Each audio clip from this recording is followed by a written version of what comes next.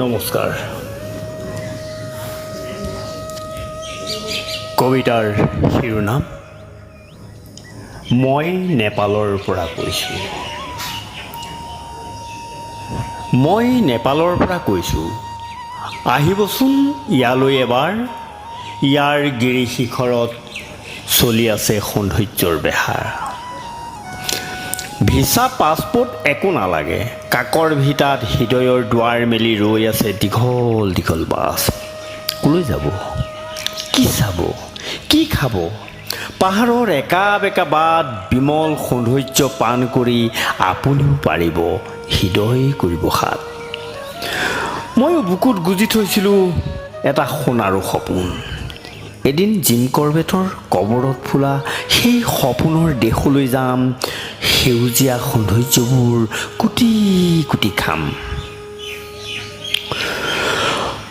সপোনৰ দেউকাৰে এতিয়া মই দিকতেলৰ নেৰপাত, পাৰ্লাক ফাপৰ গুণৰূকৰ নিভাজ আতিথ্যত তৃপ্ত হৃদয়। মোৰ চৌপাশ সাৱৰি আছে সূৰ্য পাহাৰ পাহাৰ পাহাৰ, অচিনা চৰাই কাকলিৰে মুখৰিত সন্ধিয়াৰ আকাশ।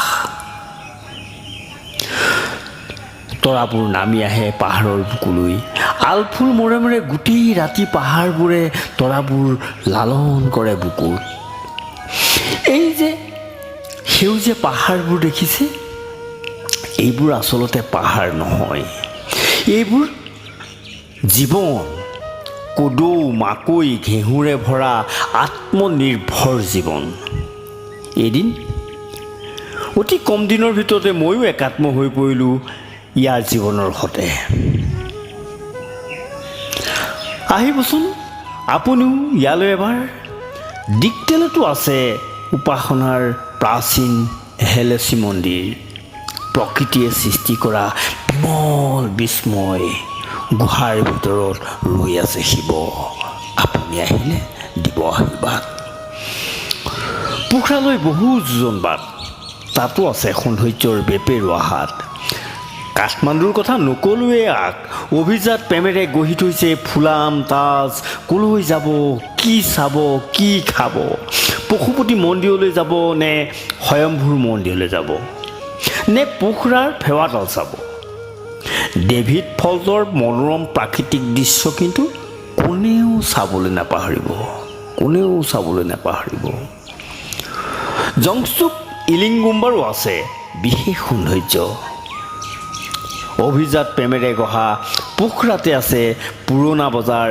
কিবা এটা কিনো বুলিলেও আপুনি কিনিব পাৰিব।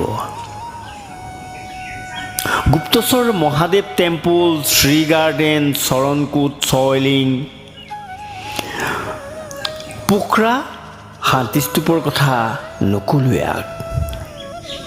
কথা দিছোঁ, ইয়ালৈ আহিলে আপোনাৰো হৃদয় পৰিব সাত।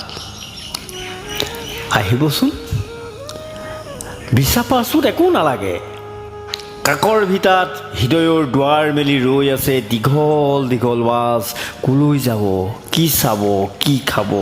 পাহাৰৰ একা বেকা বাট, বিমল সৌন্দৰ্য পান কৰি আপুনিও পাৰিব হৃদয় কৰিব সাত। আহিবচোন। ধন্যবাদ।